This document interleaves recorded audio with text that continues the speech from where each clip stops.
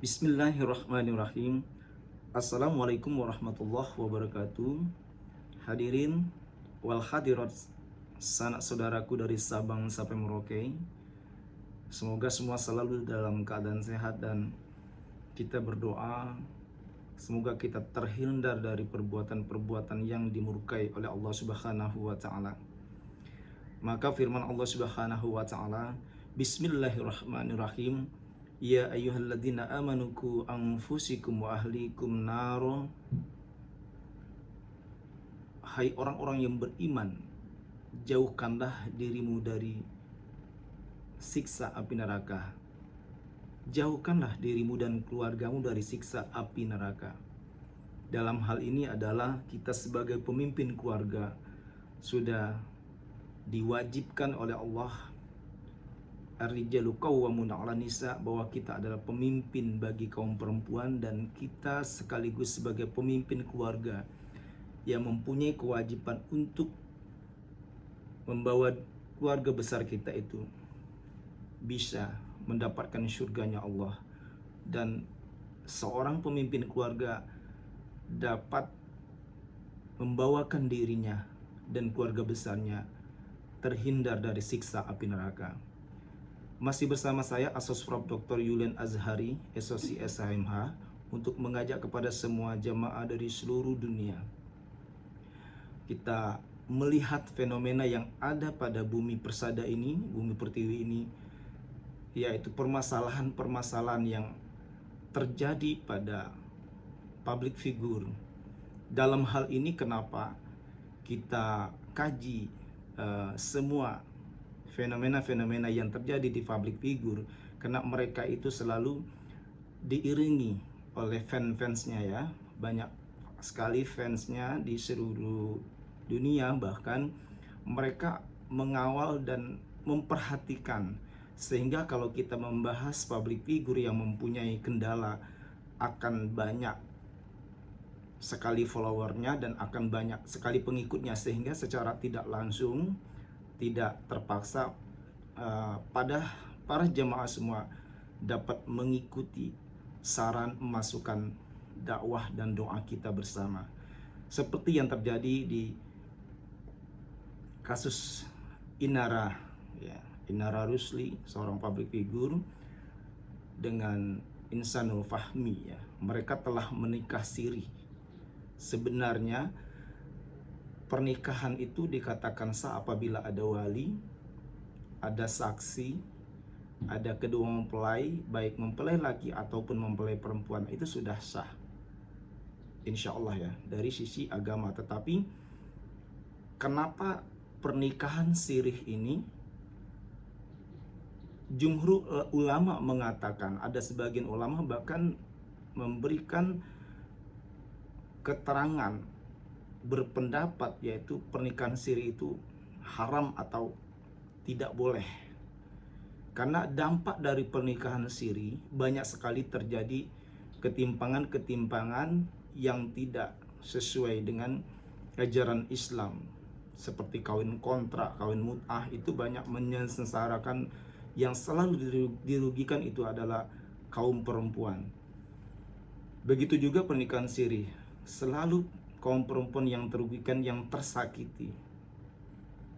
Kenapa? Di dalam pernikahan siri itu juga pembagian harta waris itu juga sangat susah karena tidak terdaftar di pemerintah. Nah, itu yang bikin ribet dan bikin susah.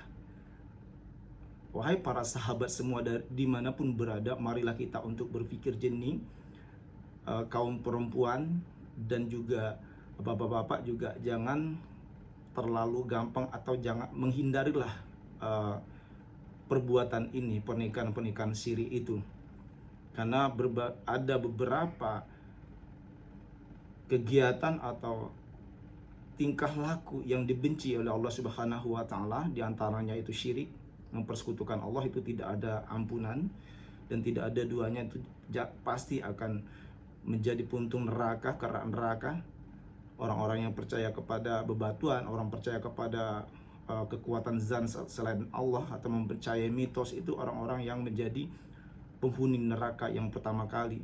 Yang kedua itu termasuk orang yang dibenci oleh Allah Subhanahu wa taala, termasuk cerai kawin, perceraian, cerai kawin itu hal-hal yang dibenci sama Allah Subhanahu wa taala. Setelah itu ada riba dan tenir yang membunga-bungakan uang dan seterusnya. Hadirin yang berbahagia, yang dimuliakan Allah Subhanahu wa taala, bahwa kita memang benar-benar berpegang teguh kepada rukun Islam dan rukun iman. Itu baru dikatakan seorang muslim yang sejati. Dan semua umat manusia bahwa Islam itu adalah rahmatan lil alamin. Agama Islam menjamin keselamatan seluruh alam beserta isinya. Jazakallah. Dari pengakuan kita melihat dari berbagai macam di media, kita mendapatkan hal ini di media dengan media-media yang akurat dan mendengar keterangan langsung dari Insanul Fahmi bahwa dia melakukan itu karena tidak dilayani oleh istrinya. Ini sebenarnya tidak harus dibuka ke publik, aib ya, tidak boleh dibuka ke publik karena hal ini adalah dapat berdampak negatif dan memicu konflik di masyarakat, terutama masyarakat kita, masyarakat Indonesia. Dan beliau kan punya anak, punya keturunan, akan nanti berdapat dengan jejak digital. Nanti anaknya akan baca, anaknya nggak mungkin anak-anaknya kecil terus, balita terus. Suatu saat dia akan dewasa, tumbuh kembang menjadi SMA, mahasiswa. Dia akan membaca bahwa, wah begini orang tuaku dulu, pernah tidak dilayani sama ibuku bla bla bla, sehingga melakukan pernikahan syiri. Nauzubillah min dzalik. Wallahu a'lam bishawab. Ini jelas tidak akan bisa dia hapus jejak digital. Maka seorang suami atau seorang istri janganlah membuka aib di depan publik. Cukup disimpan rapi-rapi antara mereka berdua saja. Peristiwa hubungan diranjang kok dibuka di publik, ini ada suatu perbuatan yang sangat hina di hadapan Allah Subhanahu wa taala.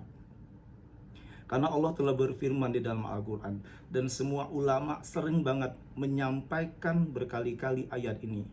Bismillahirrahmanirrahim. Ya ayyuhalladzina amanu jatanibu katsiran minadh-dhunni inna ba'dadh-dhunni itsmun. Hai orang-orang yang beriman, janganlah kamu membuka aib keluargamu, janganlah kamu membuka aib saudaramu, karena membuka aib keluarga dan membuka aib orang lain itu adalah sama dengan memakan darah dagingmu sendiri. Nauzubillah min dzalik. Maka memang kita dilarang membuka aib ke depan publik, karena itu aib Allah tidak suka, dan Allah akan memasukkan orang yang membuka aib keluarganya, membuka aib dirinya sendiri, membuka aib istrinya sendiri, itu Allah akan jebloskan ke kerak neraka jahanam. Karena memang dilarang di dalam Al-Quran. Jazakallah. Semua sahabat-sahabat dimanapun berada, hentikanlah membuka aib istrinya, membuka aib suaminya, dan hubungan-hubungan suami istri di publik, ke umum ya, sehingga didengar oleh semua halayak ramai. Itu tidak diperbolehkan. Boleh kita mencari sensasi, tetapi dengan hal-hal yang positif. Banyak kok yang bisa mengangkat derajat kita di mata Allah. Bisa terkenal, bisa dengan membaca Al-Quran dengan fasih, qori. Nah kan bagus tuh terkenalnya dengan qori ya, baik qori internasional, qori tingkat daerah. Banyak lagi bisa terkenal dengan kita suaranya bagus, melantunkan lagu-lagu yang indah, sehingga mereka yang mendengarkan lagu kita itu menjadi semangat, gairah hidupnya bangkit kembali. Nah banyak kan, segala sesuatu itu apabila kita nikmatin, kita aplikasikan dalam kehidupan kita sehari-hari, menjadi seorang yang tawadhu, menjadi penyemangat bagi kita, bisa baik itu alunan lagu, musik dan seterusnya. Kalau kita manfaatkan untuk yang baik-baik, maka akan jadi pahala, akan jadi surga, ladang amal dan surga bagi kita. Sebaliknya, walaupun musik itu musik yang ini ya, nah ini musik irama yang religi tapi juga dimanfaatkan yang tidak baik, ya juga akan menjadi neraka. Jadi tergantung bagaimana pemahaman kita untuk memahami segala sesuatu. Jangan sampai kita terjurang ke dunia nerakanya Allah. Begitu juga kita ingatkan kembali bagi pelaku-pelaku penikah sirih ya, atau mereka yang menjadi pelakor atau yang menjadi pengambil istri orang dan seterusnya yang tidak dibenarkan di dalam ajaran agama Islam, termasuk kawin-kawin kontrak yang menyiksa para perempuan dan merugikan orang lain, merugikan orang banyak, merugikan keturunannya ke depan. Mereka akan bingung di mana orang tuanya dan seterusnya. Ini akan menjadikan penghuni nerakanya Allah bagi pelaku-pelaku perbuatan seperti ini. Jazakallah. Jangan lupa bantu subscribe yang banyak, bantu share channel dakwah kita ini semata-mata untuk mensupport, meluruskan semua kejadian-kejadian di negeri ini yang dilakukan terutama orang-orang yang sudah dikenal menjadi public figure di Indonesia ini. Kita luruskan, kita doakan supaya mereka juga kembali ke jalan yang benar di hadapan Allah Subhanahu wa taala, dan kita sama-sama sehat dan sukses ke depannya semata-mata karena kehendak ridho dan kuasa Allah yang maha agung. Wallahul muwaffiq ila aqwamit thoriq. Wassalamualaikum warahmatullahi wabarakatuh.